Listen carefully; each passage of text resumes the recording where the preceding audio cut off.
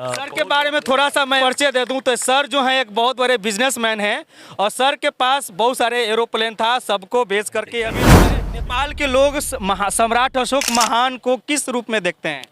देखिए, नेपाल आज का जो नेपाल है, अगर अशोक महाराज नहीं होता तो नेपाल नहीं रहता। अच्छा। मैं इस तरह जानता हूँ। क्या बात है सर, आप इसको थोड़ा वर्णन कर सकते हैं क्या? सबसे बड़ी बात तो ये है, अगर अशोक महाराज लुम्बिनी में आके अशोक पिलर अगर वहाँ खड़ा नहीं करता अच्छा, तो नेपाल का पहचान भी नहीं रहता, भगवान बुद्ध का जन्म स्थान तो अता पता हो जाता। क्या बात है सर। इसलिए देखिए, इस बहुत बड़ा काम सबसे पहले अशोक सम्राट ने ये किया है कि सारा दुनिया को भगवान बुद्ध का जन्म स्थान कहाँ है, भगवान बुद्ध का उपदेश क्या है, ये सबको सुनाया। और अगर इस देश और दुनिया के लिए इस लहू को बहा भी देना पड़ेगा तो निश्चित तौर पर हमें डर नहीं है, हमें बल्कि खुशी होगी और हमारा जीवन बहुत बहुत धन्य होगा।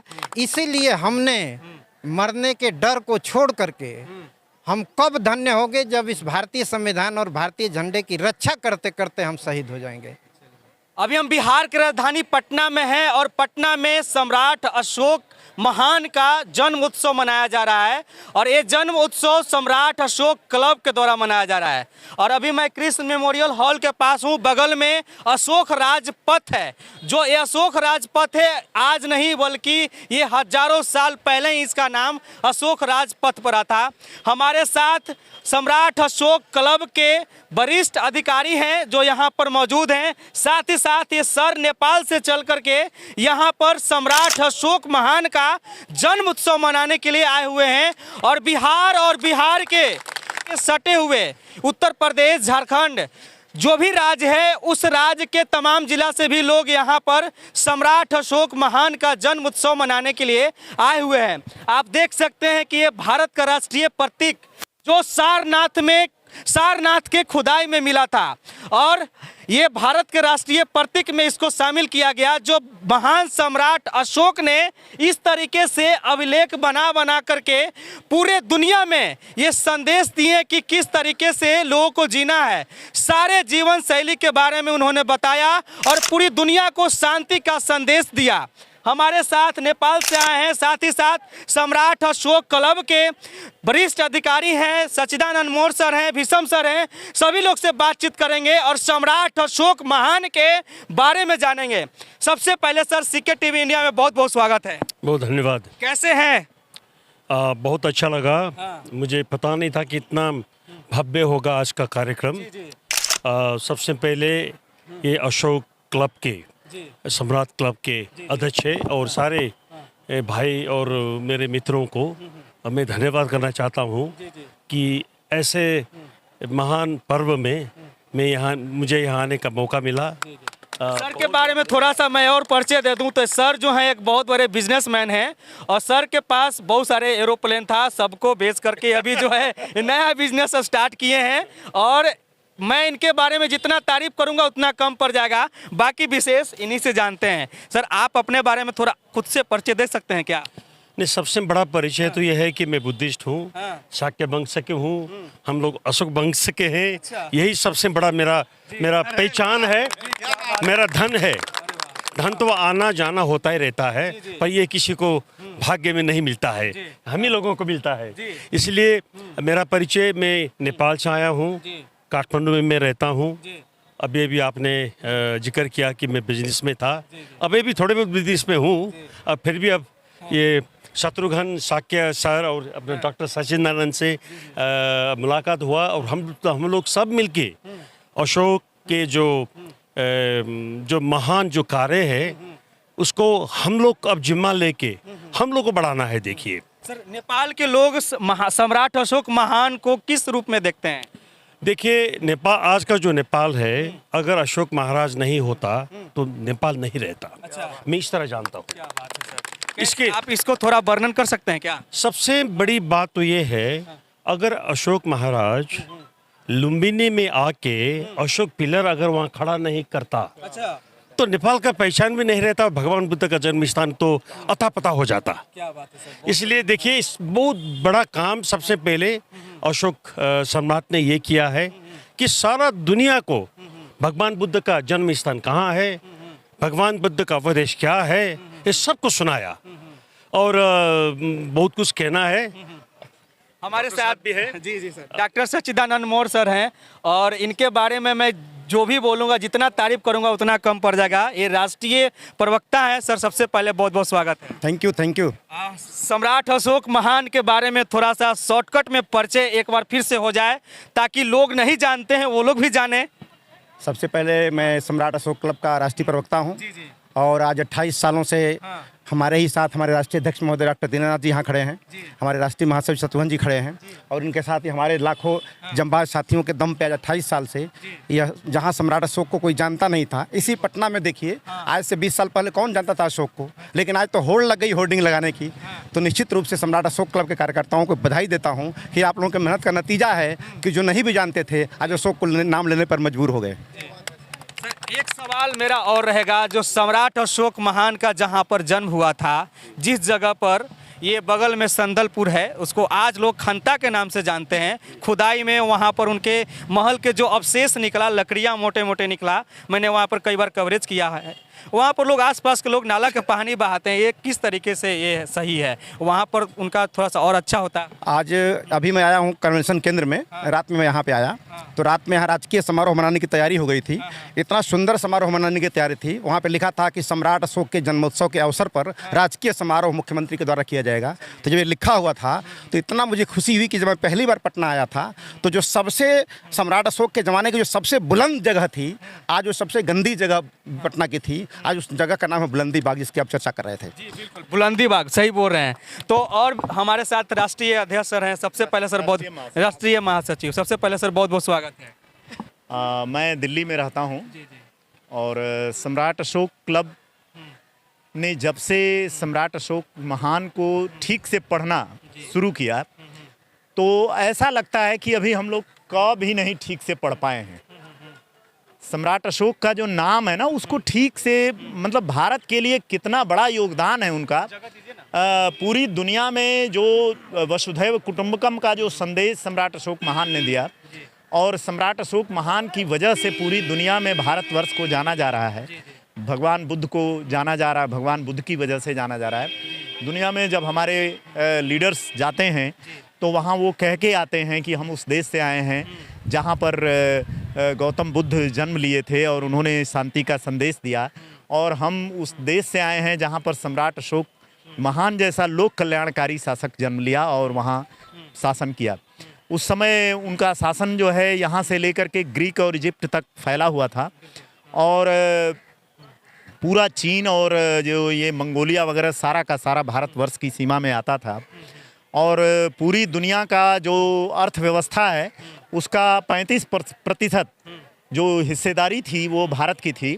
इसीलिए सम्राट अशोक महान ने कई जगहों पर उन्होंने अपने शिलालेखों में लिखवाया है कि हमारे आसपास के जो राज्य हैं, जो देश हैं, वहाँ के सम्राटों के पास, वहाँ के राजाओं के पास अगर जनता के लिए कार्य करने के लिए कुछ नहीं है, अगर कम पड़ रहा है, तो वो लोग हमारे यहाँ से धन दौलत, चिकित्सा सामग्री और पेड़ पौधे वो सब ले जाएं। और यही नहीं, उन्होंने उस समय में जब बहुत कम सुविधाएं, टेक्नोलॉजी बहुत लो लेवल की थी, उस समय भी वो ये समझ गए थे कि जब तक हम आदान प्रदान नहीं करेंगे, एक देश का हर क्षेत्र का भौगोलिक स्थिति अलग है, वहाँ पर लोगों के कार्य करने का तरीका अलग है, बिजनेस अलग है, तो जब हम एक दूसरे का लेन देन करेंगे तो ये एक विन विन सिचुएशन, दोनों देशों के लिए विन विन सिचुएशन, सभी के लिए विन विन सिचुएशन जो है पैदा करेगा, और देश की तरक्की बहुत तेज़ होगी, दुनिया की तरक्की होगी, और उसी के लिए सम्राट अशोक महान जाने जाते हैं। लेकिन विडंबना, सबसे बड़ी विडंबना ये है कि भारतवर्ष के लोग ही, भारतवर्ष के जो विद्वान लोग हैं, जो इतिहासकार हैं और तमाम जो पुस्तकों को लिखने वाले लोग हैं, उन्होंने उनके साथ न्याय नहीं किया, या उनके साथ नहीं बल्कि भारतवर्ष के साथ न्याय नहीं किया, अपने साथ न्याय नहीं किया। वो चाहे वो जाने अनजाने में वो गलतियां किए हों, लेकिन अब जब से सम्राट अशोक क्लब ने इस कार्य को लिया है कि भाई जन जन तक हम लोग सम्राट अशोक महान के सिद्धांतों को और उनके द्वारा किए गए लोक कल्याणकारी कार्य को जन जन तक पहुँचाएँगे, तब से धीरे धीरे हम लोग देख रहे हैं कि शासन प्रशासन और बिजनेसमैन जो आम जनता है उसमें काफ़ी कुछ जागृति पैदा हुई है और इसको हम लोग लगातार करते रहेंगे। एक सवाल है सर कि सम्राट अशोक महान का जन्म उत्सव के समय में उत्सव के दिन बिहार में राजकीय अवकाश मिला, लेकिन ये राष्ट्रीय अवकाश कब मिलेगा लोगों को? देखिए ये जो अब जो ज़माना चल रहा है ये लोकतंत्र का ज़माना है। जब लोग जाग जाएंगे, मतलब लोग का मतलब लोग जब जाग जाएंगे तो शासन प्रशासन अपने आप जो है उस काम को कर देगा। ये कोई आज बिहार के लोग जागे हैं तो बिहार में छुट्टी हुई है और सब जगह पे इसी तरह से लोग जागते जाएंगे और हमारे नेता भी जागते जाएंगे, हमारे प्रधानमंत्री, मुख्यमंत्री, राष्ट्रपति सब लोग इस बात के लिए बाध्य हो जाएंगे कि वो सम्राट अशोक को पहचाने और उनके जन्मदिन पर छुट्टी हो। देख रहा था कि गुजरात में तो और धूमधाम से मनाया जा रहा है सर। जी, वहाँ से हमारे पास फ़ोन आए थे और काफ़ी कुछ सपोर्ट उन लोगों ने हमसे मांगा था और जो कुछ भी हो सका हम लोगों ने उनको एक्सटेंड किया और बहुत अच्छा कार्यक्रम वहाँ का हो रहा है, अभी भी चल रहा है वो कार्यक्रम, हमने देखा है। तो ये इसी तरह से पूरे देश में अब जैसे जो भी पर्व पूरे देश में मनाया जाता है उस पर संसार में छुट्टी होती है। वो गवर्नमेंट जो है अपने आप अगर लोग जो है सम्राट अशोक के जन्मदिन पर ऑफिस में नहीं जाएंगे तो अपने आप छुट्टी करना पड़ेगा, ये नेचुरल सी बात है। तो ये हमारे और आपके ऊपर है और मीडिया का इस पर बहुत बहुत बड़ा रोल होगा। मीडिया अगर इसी तरह से अगर हम लोगों के सपोर्ट में खड़ी रहेगी तो निश्चित रूप से ये जो आवाज़ है ये वहाँ तक पहुँचेगी जहाँ से ये छुट्टी होनी है। एक बार हम और अपने भारत के जो मेहमान हैं इनसे जाते जाते कुछ पूछना चाहते हैं। कैसा लगा सर यहाँ आकर के? बहुत बहुत अच्छा लगा। मुझे तो ऐसा लग रहा है कि इतने धूप में, इतने गर्मी में मुझे कुछ महसूस नहीं हुआ। इसका मतलब ये है कि हम लोग का जीन यहीं से चला गया था, नेपाल चला गया था। कहीं ज़्यादा लंबा तो पद यात्रा नहीं ना? नहीं, बहुत अच्छा लगा। ये मेरे लिए एक जीवन का एक ऐतिहासिक पल रहेगा। इसके लिए सबके लिए आप लोगों के लिए बहुत बहुत धन्यवाद। और आप लोग जब भी नेपाल आएंगे मुझे ये आपका अशोक सम्राट क्लब के माध्यम से मुझे संपर्क कर सकते हैं। आपके लिए जो कुछ कर सकेंगे हम लोग करेंगे। लुम्बिनी दिखाएंगे जहां भगवान बुद्ध का जन्म स्थान है, वो नेपाल में है। और काठमांडू में आइए तो काठमांडू वैली जो काठमांडू सिटी है वो सिटी नहीं है, वो तो म्यूजियम है। हर घर, हर मंदिर, वो 10,000 मंदिर है काठमांडू में, उसका आधा से ज़्यादा अशोक महाराज के जो ज़माने में बनाया हुआ है। और उस ज़माने में जो डोनेशन बोले या एड बोले, अशोक महाराज ने नेपाल भेज के इतना सारा मंदिर बनवाया। और चारुमती जो महारानी है अशोक जी का, अशोक महाराज का वो सबसे छोटी बेटी, और नेपाल में महारानी बन के गई थी। और उसको देखने के लिए भी आपको आना पड़ेगा, इसलिए आप लोगों का स्वागत है। आप बहुत बड़ी बड़ी बात बोल दी है और बहुत अच्छे चीज़ों से अच्छा चीज़ बताएं ताकि ये चीज़ जो है लोगों को मालूम भी नहीं होगा कि वहाँ पर वो चीज़ अभी भी अवेलेबल है, वहाँ पर मौजूद है। तो इसके लिए आपको बहुत बहुत धन्यवाद कि यहाँ हमारे साथ जो है सम्राट अशोक क्लब के राष्ट्रीय अध्यक्ष सर हैं। सबसे पहले सर बहुत बहुत स्वागत है। आपको भी धन्यवाद। क्या कुछ कहना चाहेंगे आज सम्राट अशोक महान के जन्म उत्सव के बारे में? हमें क्या कहना है, आज तो पूरा देश कह रहा है, पूरी दुनिया कह रही है और पूरी दुनिया से खबर आ रही है कि भारत के साथ साथ पूरी दुनिया में सम्राट अशोक महान का जन्मदिन बड़े ही धूमधाम से मनाया जा रहा है। अच्छा, ये क्लब का जो ये ड्रेस है ये रेड ही क्यों है, इसके बारे में थोड़ा बताएंगे? ये क्लब का ड्रेस ये है कि महामानव गौतम बुद्ध सम्राट अशोक महान की सीमा नहीं थी लोक कल्याणकारी कार्य करने की। पूरी दुनिया में जहाँ तक उनकी सीमा माने जहाँ तक मानव प्राणी रहता था, धरती रहती थी, वहाँ तक उनकी इच्छा थी कि वहाँ तक हम लोग कल्याणकारी कार्य करें। तो ये सम्राट अशोक क्लब ने इस ड्रेस को इसलिए धारण किया है कि भाई हम तो गौतम बुद्ध को भी मानते हैं, सम्राट अशोक को भी मानते हैं।